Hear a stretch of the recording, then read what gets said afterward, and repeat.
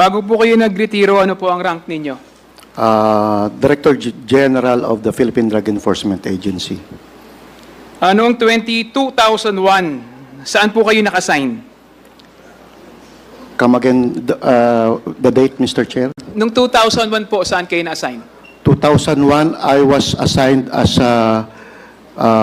OIC of the PNP Narcotics Group sa Region 11. At the same time, Southern Mindanao,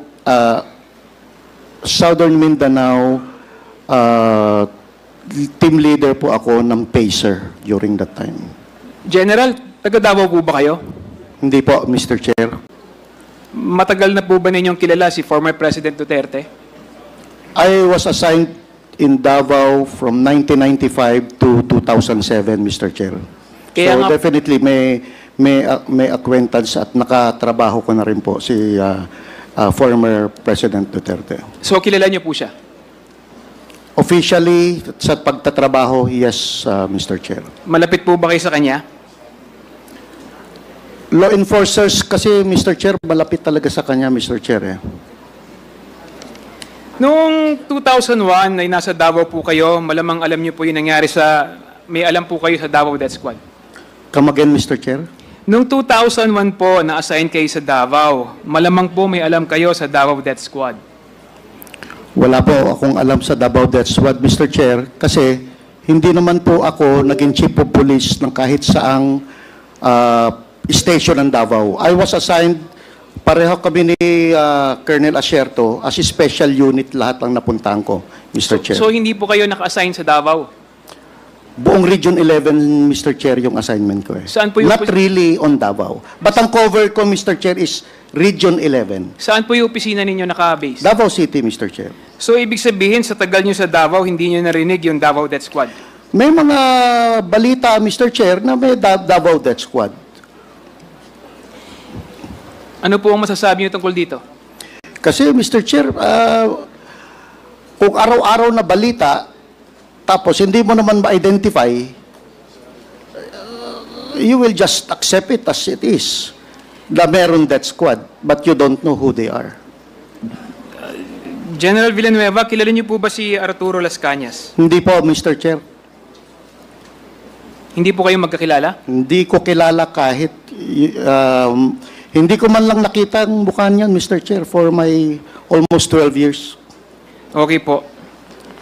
Sir, naging head po kayo ng PIDEA, tama po ba? Opo, Mr. Chair.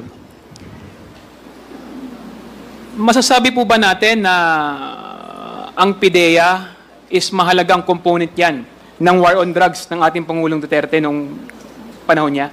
Yes, Mr. Chair. Ibig sabihin po, pinagkakatiwalaan niya po kayo?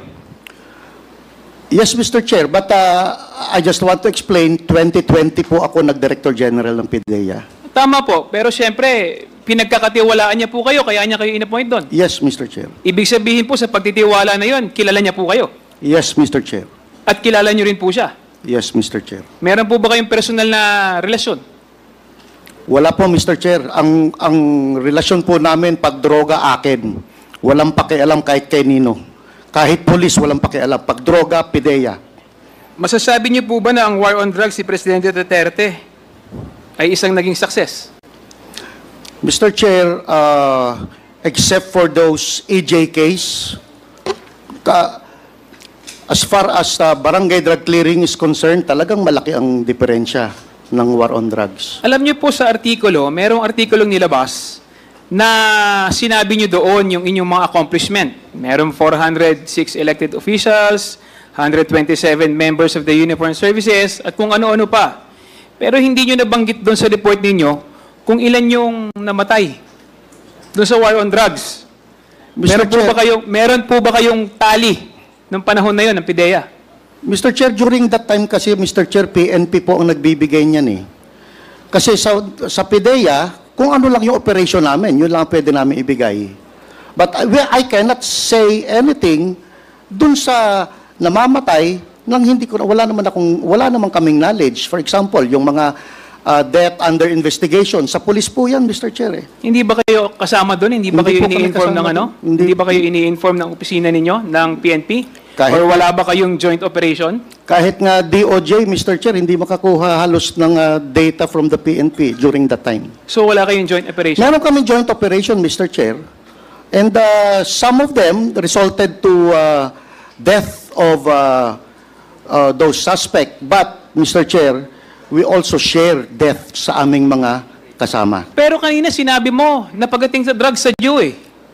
Eh ba't ngayon sinasabi mo hindi kumukonekta sa UNPNP? Pero sinabi mo kanina, sabi ni Pangulong Duterte, pag drugs akin, sabi mo eh. Yes, Mr. Chair. Oh, bakit ngayon itinatanggi mo na sinasabi mo, itinuturo mo PNP? Sila yung may information about death sa yung death under investigation, Mr. Chair. But it is about drugs. We cannot say if it's immediately about drugs or not because they are still under investigation. Okay. Ito po bang si Colonel Acerto? Kilala niyo po ba siya? Kilala ko po yan, Mr. Chair. Kasama Paano ko po kayo talaga. nagkakilala? Kasama ko po dati pa yan, nung nasa academy pa kami, pareho po kami shooter nung kadete pa kami. And then, nung nag-narcom ako, nag-PDEA ako, nasa EDSOT po siya, magkasama rin po kami halos. Aware po ba kayo tungkol sa intel report na ginawa niya tungkol kay Michael Yang, Alan Lim, Johnson Chua at si Alan C.? Aware po ba kayo dun sa report na ginawa niya tungkol sa Shabu Lab raid sa Davao? Mr. Chair, yung Shabu Lab raid sa Davao, akin yun, Mr. Chair. Isinama ko lang siya dahil gusto naming mag-collaborate ang PNP at PDEA during that time. Pero initially, meron siyang information na merong personality na gumagamit ng certain cellphone na traced sa Davao. But yung laboratory, wala pa po siyang idea about that. Kami po ang unang nakapunta sa Arlene apartment at ma-identify lahat ng personalities na naandun.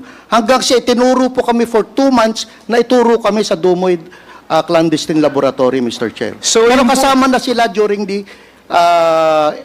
surveillance operation. So inaamin po ninyo na yung operation na yun ay sa PDEA? Joint operation yun, Mr. Chair. So nakarating po ba yung report nito kay sa dating Pangulo na Duterte? Naibigay niyo po ba yung report sa kanya regarding dito? Regarding kanino po, Mr. Chair? Doon Na sa pangalan? ano nyo, operation ninyo? Yeah, operation before the actual actual clandestine laboratory operation, kinausap po natin ang aming si Mayor Duterte. Hindi po ba kasama si Michael Yang doon sa binanggit niyang sangkot sa droga noong 2024 ni Acerto? Balik tayo si Mr. Chair. Doon 2004, wala pong Michael Yang doon, Mr. Chair. Ngayon, yung 2024, hindi ko na po alam yung kasi wala akong information, Mr. Chair. Yung Michael Yang na nasa 2020 na kinlear ninyo, ito po ba yung Michael Yang na inappoint ni Presidente Duterte na economic advisor niya? Yes, Mr. Chair. Ito rin ba yung businessman na taga Davao na malapit kay Pangulong Duterte? Yes, Mr. Chair. Tama po ba yung rinig ko kanina na ikinlear nyo si Michael Yang at sinabi niyong wala siyang kinalaman sa droga? Mr. Chair, kasi wala nang immediate na ebidensya na si Michael Yang sangkot sa droga. Ang information lang ni Colonel Acerto is yung information coming from informant na hindi pa, ang tawag sa amin noon, Mr. Chair, is raw information that needs validation. Now, kung ikaw ang may information on being an operative for so long, kung ikaw ang may information on dapat, aside from reporting it to your chief PNP, dapat nagkanda ka na ng validation. Kasi ikaw ang may information eh. So, Mr. General Wilkins, anong pamamaraan yung ginamit nyo para masabi nyo o malinis ninyo yung pangalan ni Michael Yang at kanyang mga kasamahan? We inquired from the different intelligence services all over the country at we backtrack dun sa records ng PDEA kung merong involved na Michael Yang. Wala naman pong lumalabas, Mr. Chair. That is why we concluded na dahil during that time, hindi naman nagbigay ng report si Colonel Acerto sa akin. Ang nagbigay siya ng report kay General Bato, General Abayade at kay Director General Aquino. So as far as I'm concerned, walang umabot na report sa akin yon, Mr. Chair. Kung baga kayo ba gumawa lang sarili niyong investigasyon or nakipag-ugnayan kayo sa iba't ibang ahensya ng gobyerno? Yes, Mr. Chair. Anong ginawa niyong pakikipag-ugnayan sa iba't ibang ahensya ng gobyerno? Mga tawag-tawag and then inquiry, letters from different...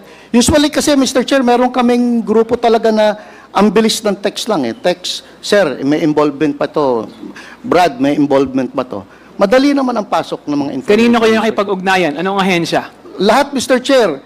ISAF, NICA, PIDEG, sa PIDEG. Kasama ang PIDEG. NBI, AFP? yung NICA, yung ISAF, Mr. Chair, is na under AFP yun, Mr. Chair. DI. Yung DI mismo, sir, kinler sila eh. Kinler si Michael Yang eh. There was a memorandum clearing Michael Yang ng Directorate for Intelligence ng Philippine National Police. Sa ngayon po, sa nakita nyo o narinig ninyo na ginagawang investigasyon ngayon ng Quadcom, nakita nyo po na may mga lumabas na ebidensya. Ano po ang masasabi nyo tungkol dito? Then, di parang mas magaling pa mag-imbestiga ang Quadcom kaysa sa PIDEA. Yes, Mr. Chair. Yes, Mr. Chair, inamin niyo po, mas magaling mag-imbestiga ang Quadcom kaysa sa... Sandali lang po, mas magaling po mag-imbestiga ang Quadcom kaysa sa opisina niyo sa PIDEA. No, Mr. Chair. Kailan lumabas si Michael Yang? Nung nagkaroon ng drug haul sa Pampanga. Doon pumasok si Michael Yang. Before that, wala namang actual ebidensya si Michael Yang eh. Now, may mga ebidensya na against him, then we have to pin him down. I beg to disagree. Marami na mga chismis at ano. At na tayo mga naririnig na involved si Michael Yang alalim sa drugs. Mr. Chair, we cannot act on mere chismis kasi hearsay yun, Mr. Chair. Pero hindi ba kaya nyo inabsuelto si Michael Yang at saka si Alan Lim dahil malapit siya sa dating Pangulo na nag-appoint sa inyo bilang ano? Bilang, sandali lang. Bilang ano? PIDEA Chief? No, Mr. Chair. Hindi ko isasakripisyo ang pangalan ko ng buong karir ko na Wilkins dahil may 3 apo akong anak na Wilkins. Ayoko pong madamage ang pangalan ng Wilkins dahil dala-dala po ng anak ko yan. Hindi ko kinlir si Michael Yang dahil may utang na loob ako presidente. Kinlir ko si Michael Yang because I have personal knowledge na walang ebidensya against Michael Yang. So paano ko siya isasangkot kung wala akong ebidensya? It will never stand in court, Mr. Chair. Paano nga po magkakaroon ng mag-i-stand in court? Hindi nga po kayo nagsagawa ng ebidensya na maayos. Kung nagsagawa po kayo ng ebidensya na maayos, lalabas po yung pangalan niyan. Talagang aminin na po natin. Kaya po ninyo inabsuelto si Michael at si Alan Lim dahil may utang ng loob po kayo kay Presidente dahil in-appoint niya po kayong PIDEA. Wala po, Mr. Chair. No. I beg to disagree. Sinungaling po kayo. Ang dapat Sandali lang po, antayin niyo pong i-recognize kayo bago niyo po kayo magsalita. Mr. Chair, alam po natin na talagang ang dahilan po ng pag-absuelto ng PIDEA dati kay Michael Yang at Alan Lim dahil po in-appoint nga po ni Presidente si Wilkins Villanueva bilang Director General ng PIDEA. Yun ang dahilan. At kailangan magsabi ng totoo si Director General Wilkins na talagang, katulad nga ng sinabi po natin kanina, mas magaling pang mag-imbestiga ang Quadcom kaysa sa PIDEA. Tapos nagtanong po siya sa iba't ibang ahensya. Sinasabi nila na walang lumabas na ebidensya.